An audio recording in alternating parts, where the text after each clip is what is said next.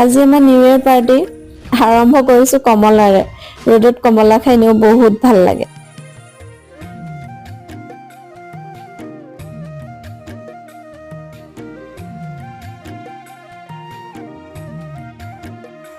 এইফালে আমাৰ খানাও ৰেডি হৈ গ'ল।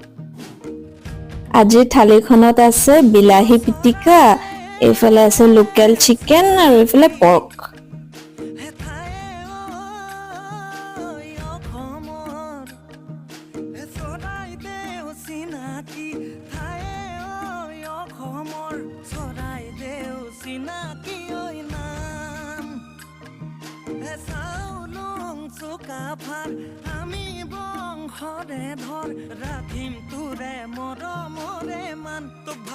শেষত মিঠা পানেৰে আজি আমাৰ পাৰ্টিটো এণ্ড হৈছে আৰু